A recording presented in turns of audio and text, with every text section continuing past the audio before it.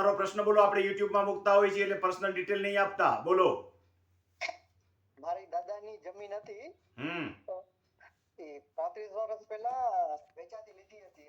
ત્યારે ઈ ત્યાંના વારસાઈ ચડાવીને એમને માપી દીધી હતી. વારસાઈ એના બાકી રહી ગયા. અત્યારે હવે અમારી વારસાઈ ચડી ત્યારે ખબર પડી કે એની વારસાઈ બાકી રહી ગઈ છે. વકીલને પછી વકીલના એપલ શું કે વકીલીની હમણાં વકીલ બધું કાગળિયા કરતો હતો. હમણાં મને નોટિસ મોકલાવી તો હું તમને નોટિસનો ફોટો મોકલાવ્યો હતો.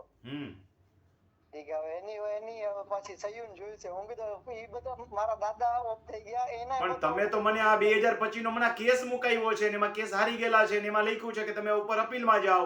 આ તો બીજી અરજી છે. પેલા મામલતદારમાં કેસ હાલી ગયો છે અને ત્યાર પછી ડીસી માં કેસ હાલી ગયો છે ને એમાં હારી ગયા છે. તમે કયો છો એ વિગત જુદી છે ને આ વિગત એ જુદી છે. હું તમને જે મોકલાવ્યો છે ને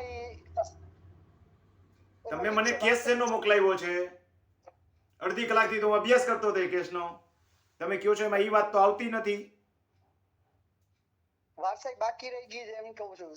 પણ તમારો કેસ આખો જુદો છે જે મૂકેલો છે એમાં તો તમને મામલતદાર સાહેબે ના પાડી છે. તમે સરકાર વિરુદ્ધ અરજી દાખલ કરી છે એપેલેન્ટની, એ પણ રદ થઈ છે.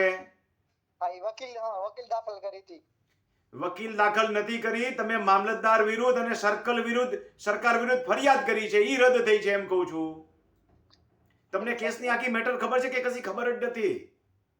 સાહેબ મને એટલી ખબર છે કે અમારી વારસાઈ કરવા ગયા હતા, વારસાઈ થઈ નથી, રદ થઈ ગઈ એમ એવી રીતે.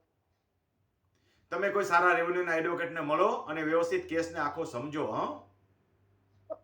હા ભલે ભાઈ. તમને કદાચ તમારા એડવોકેટે કેસ સમજાવ્યો નથી કે તમે નથી સમજી ગયા એવું બની શકે. કંઈક લોચો છે તમારી વચ્ચે. તમે મને કેસ તાજેતરનો તમારો જ મોકલાવ્યો છે ને, જે ફોનમાં મોકલાવ્યો છે તો?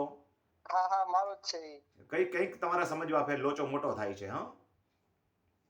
તમે તમારા કેસને તો આખો સમજો.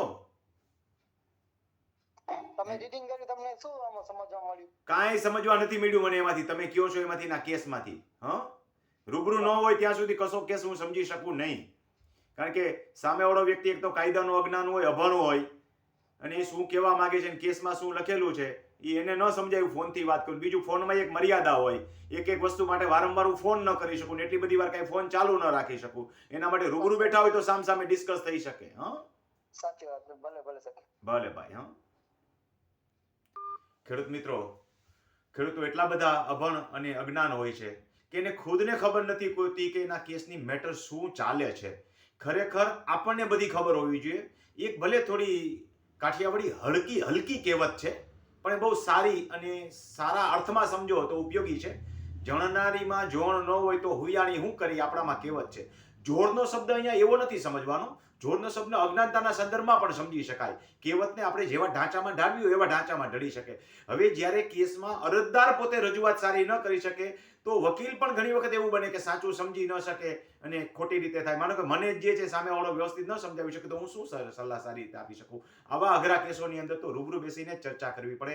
જે ખેડૂતને આવા અઘરા કેસો હોય એને મોબાઈલમાં મને પૂરી ડિટેલ્સ લખવી અને જરૂર પડે તો હું એને રૂબરૂ મળવા બોલાવું તો રૂબરૂ પણ મળી જવું, તો જ હું કંઈક સારી રીતે સલાહ આપી શકું. નહીંતર ખોટી સલાહ અપાઈ જાય એવું પણ બને અને ખોટી સલાહથી માણસને ઘણીવાર નુકસાન પણ થઈ શકે. એટલે જ આવા કેસની અંદર હું સલાહ આપતા પહેલા કહેતો હોઉં કે ભાઈ રૂબરૂ મળી જાઓ અથવા કોઈ સારા રેવન્યુના અન્ય સેકન્ડ ઓપિનિયન પણ લઈ લેવો. યાદ રાખજો, તમારો કેસ ચાલુ હોય તો એવું જરૂરી નથી કે એકને એક એડવોકેટ, કારણ કે એની પણ મર્યાદા હોય. જેમ ડોક્ટર પાસે આપણે જઈએ તો બીજો ઓપિનિયન કેમ લઈએ છીએ, એ રીતે સેકન્ડ ઓપિનિયન લેતા પણ શીખો, જેથી કરીને ન્યાયની રાહે તમે આગળ વધી શકો ને ખોટા આગળ અપીલમાં જવું ન પડે અને વધારે ખર્ચાવવું ન પડે. સેકન્ડ ઓપિનિયન મોંઘો નહીં પડે પણ અપીલો મોંઘી પડશે.